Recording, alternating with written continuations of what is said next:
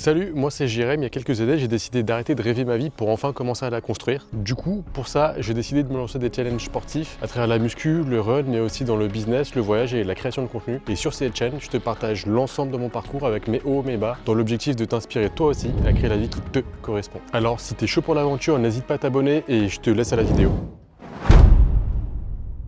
Le 2 février, ça faisait à peine quelques jours que j'étais arrivé en Nouvelle-Zélande. J'étais sur la fin de ma prépa pour mon premier ultra de 52 km. Il me restait une grosse sortie à faire avant de commencer le l'affûtage. Du coup, j'ai regardé sur Alltrail directement. J'ai vu une sortie qui correspondait à mon besoin. J'ai pas réfléchi plus que ça et j'ai foncé. J'ai déroulé les 15 premiers kilomètres et 1200 mètres de dénivelé positif en 3 heures. Franchement, c'était un pur régal. Les sensations physiques aussi quand même principalement. Les paysages, le climat, tout était au top. J'avais bien géré ma nutrition, j'avais bien géré mon eau. Je me sentais bien, tous les voyants étaient au vert. Et là, au 15e kilomètre, je vois que la route que je dois emprunter est fermée. Et je vois un gros panneau fermé. Du coup, je regarde la map et je vois que deux choix s'offrent à moi. Choix numéro 1, je fais demi-tour, je me retape les 15 km et 1200 mètres de dénivelé positif avec un fort risque de manque d'eau et de nutrition parce que j'avais ce qu'il faut pour 21 km mais pas pour en faire 30. Ou alors, sur la map, je vois que je peux faire un petit détour qui me semble être de 5-6 km avant de retomber sur le chemin que je connaissais parce que c'était une boucle. Étant en forme et voyant que le chemin me semblait être petit, tu l'auras compris, j'ai choisi l'option numéro 2. Et quelle mauvaise décision j'ai pris à ce moment. Au début, je me disais que j'avais largement les capacités, l'eau et la nutrition pour faire ce léger détour. Puis après tout, sur les 3 dernières heures que je viens de passer, les sentiers étaient tous nickel, étaient tous parfaits et qu'est-ce qui pouvait bien se passer?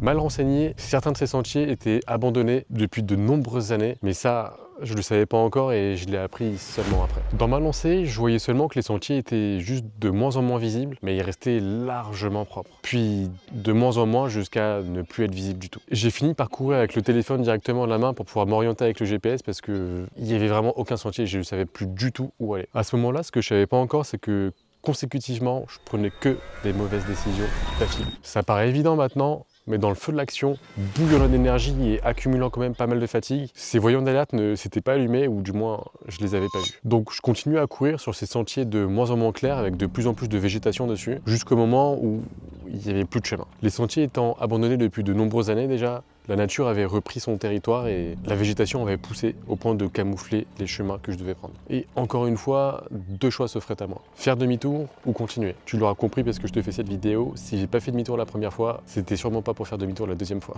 Puis il était encore tôt, il devait être environ 16 h, je me sentais en forme et c'était juste un peu plus galère mais à mon sens, rien d'insurmontable. Le téléphone à la main, j'ai réussi à me réorienter et c'est bon, j'ai retrouvé mon chemin et je suis reparti. À ce moment-là quand même, j'ai eu un premier moment de lucidité où je voyais que la batterie de mon téléphone descendait rapidement et j'ai décidé de le mettre en mode avion. Avec le recul, je pense que ce simple petit geste m'a probablement sauvé la vie.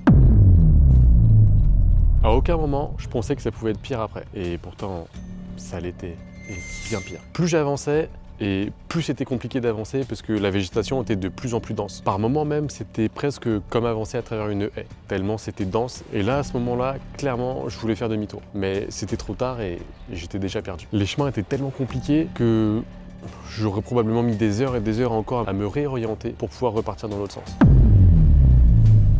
Au bout d'environ 5 heures, à voir que le chemin était de plus en plus compliqué, de pire en pire et de plus en plus technique et de plus en plus dur, à voir que même l'orientation avec le téléphone à la main, avec le GPS dessus, devenait très compliqué, à voir que j'avais du mal à avancer en tenant debout parce que la végétation était beaucoup trop dense et j'arrivais pas à tenir debout. En plus, avec la fatigue accumulée, ça devenait vraiment compliqué. Je tombais souvent, j'avais du mal à me relever. À chaque fois que je me relevais, ça me prenait une énergie folle, comme si je dépensais 2 fois plus d'énergie que d'habitude pour me déplacer. Je me sentais complètement submergé par la forêt, comme si chaque effort que je devais faire pour avancer devait être décuplé et me coûter une énergie 3 ou 4 fois supérieure à ce que je consommais d'habitude. Au bout de 5h30 et 2h30 de détour pour ces 5 ou 6 petits kilomètres, j'arrivais presque au bout de ce petit détour. Après ça, il me restait plus que 30 minutes de descente avec le chemin par lequel j'étais arrivé.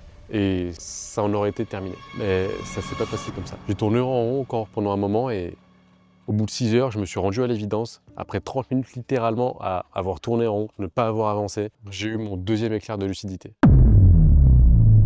Voyant mon état déshydraté avec 500 ml d'eau restant, plus de gel, sans nourriture, en sortie depuis 6 heures alors qu'elle devait durer à peine 3 heures, avec un téléphone à 25% de batterie, j'ai décidé de retirer le mode avion pour voir si j'avais du réseau. Et miracle, pour la première fois depuis des heures, j'avais du réseau. Sans réfléchir plus que ça, j'ai tapé service de secours sur Google et j'ai appelé le 111 directement. Avec mon anglais approximatif, j'explique tant bien que mal la situation aux autorités. En restant appuyé sur Google Maps, j'ai réussi à avoir mes coordonnées que je leur ai transmis. Et au bout d'une discussion d'environ 5 à 10 minutes, c'est OK. Les secours arrivent et mon cauchemar prendra bientôt fin. À ce moment-là, il me reste plus que 20% de batterie. Au bout d'environ 30 minutes, j'entends un hélicoptère arriver et je l'entends m'appeler, donc je me dis que ça y est, c'est pour moi, je suis enfin sauvé.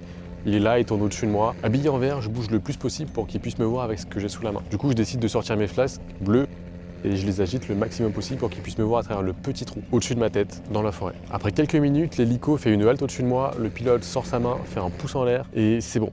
Je suis sauvé. Là, je me dis qu'il va sortir de la corde, qu'ils vont descendre, qu'ils vont me récupérer. Du coup, je m'empresse de boire mon eau parce que j'étais vraiment à bout. Et au bout de quelques instants, l'hélico s'en va. Mais il m'a fait le pouce en l'air, non? Il m'a vu, quoi? Il m'aurait peut-être pas vu. Du coup, c'est pas un pouce en l'air qu'il m'a fait. J'attends pendant 15 minutes en tournant en boucle dans ma tête en me disant il a fait le pouce en l'air, il a fait le pouce en l'air, il a fait le pouce en l'air. En me disant que les secours terrestres allaient arriver. Mais 15 minutes plus tard, n'ayant aucune autre nouvelle, aucun signe de vie des autorités et voyant que la nuit commençait à tomber et commençant sérieusement à avoir peur, je décide de rappeler les secours. La deuxième personne sur qui je suis tombé était, disons, moins compréhensive. Je lui donne les mêmes coordonnées GPS, je lui dis 174, je lui demande de répéter, elle me dit 96.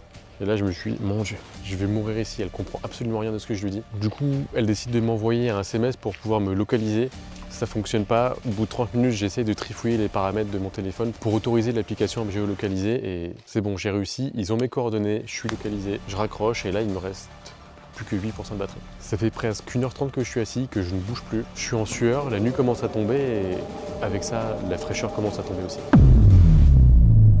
À partir d'environ 20h30, je commence à trembler de froid. En plus de la déshydratation, de l'approche de l'hypoglycémie, l'hypothermie pointait le bout de son nez aussi. Et là, je vais pas te mentir, j'ai vraiment commencé à flipper, comme jamais auparavant dans ma vie. Je commence même à me dire que c'est possible que je ne ressorte jamais de cette forêt. À ce moment-là, forcément, tout un tas de questions m'ont submergé. Et les questions les plus impactantes ont été: est-ce que j'ai fait tous ces changements dans ma vie pour me laisser mourir de désespoir? Est-ce que j'ai passé les 3 dernières années de ma vie à me renforcer mentalement et physiquement pour laisser tomber, abandonner comme ça? Est-ce que je sens que mon corps n'est plus du tout apte à bouger et que je dois absolument rester assis ici jusqu'à la fin? Clairement, non à toutes ces questions. Ce n'est pas comme ça et ce n'est pas ici que je vais terminer. Clairement pas. D'un coup, avec ces réponses, j'ai un regain d'énergie incroyable. Je suis quasiment shooté à l'adrénaline et je sens que peu importe à quel point ce sera difficile, peu importe à quel point je vais tourner en rond, peu importe les galères que je vais rencontrer, tant que je serai en mouvement, j'aurai une chance de m'en sortir et tant que j'aurai cette chance de m'en sortir, je resterai en mouvement. Et quoi qu'il arrive, je réussirai à rentrer. Mais voilà, la nuit commence à tomber. J'avais déjà du mal à m'orienter de jour, alors de nuit, c'est impossible. Puis les secours m'ont géolocalisé et sont en chemin, donc me déplacer, ça serait, s'ils arrivent, parce que j'avais pas l'information encore, me déplacer, ce serait quelque chose de complètement stupide à faire. Puis j'aurais bientôt plus de batterie, donc comment m'orienter sans GPS? C'était déjà assez compliqué avec, alors sans, comment je vais faire ça? Et comment rappeler les secours si j'ai besoin sans batterie? Je reste assis dans la forêt à trembler de froid avec 5% de batterie sur mon téléphone. Il est environ 21h, je me suis dit, ok, s'il n'y a pas de changement à 21h30, j'utilise le peu de batterie qui me reste pour envoyer mes coordonnées GPS à des amis et à de la famille. En attendant, je réfléchis à une courte phrase à envoyer en même temps que les coordonnées GPS pour qu'ils puissent savoir que j'ai vraiment besoin d'aide. Et si pas de secours d'ici demain matin, je reprendrai la route et quoi qu'il arrive, je sortirai de cette forêt.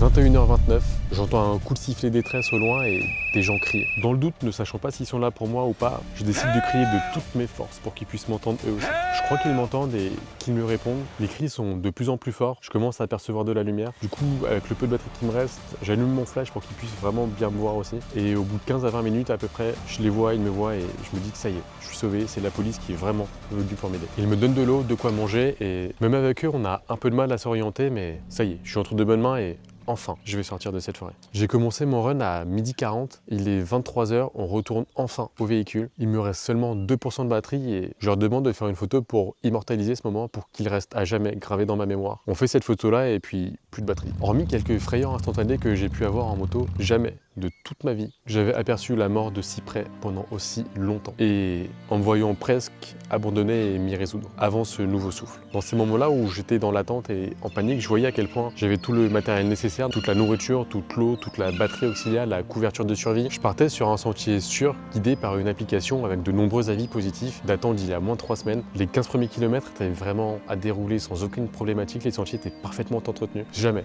je ne me serais douté que ça finirait comme ça. En racontant cette histoire à des proches, challenge. Certains m'ont dit waouh, t'es vraiment un guerrier, toi, il n'y a vraiment rien qui t'arrête, il n'y a rien qui te fait peur. Mais dans cette histoire, c'est justement ce côté guerrier qui a fait me tuer. Et c'est mon côté lucide qui m'a sauvé la vie cette fois-là. Repousser mes limites physiques et mentales, c'est vraiment ce qui me drive dans la vie. Alors oui, cette expérience a été l'une des plus intenses de toute ma vie. Oui, j'ai flirté avec mes limites et j'ai vu que la frontière entre dépassement et inconscience était parfois très fine. Mais surtout, j'ai retenu une chose essentielle. Être fort, c'est pas forcément foncer tout le temps tête baissée. C'est aussi savoir quand s'arrêter, écouter les signaux et s'adapter à tout ça. Tu l'auras compris, cette histoire aurait pu très mal se terminer. Mais aujourd'hui, je suis encore là et encore plus conscient, encore plus préparé et encore plus déterminé à aller jusqu'au bout de mes challenges. Mais avec un peu plus de sagesse que ce que je faisais auparavant. Je te laisse me dire en commentaire si tu as déjà vécu une situation similaire.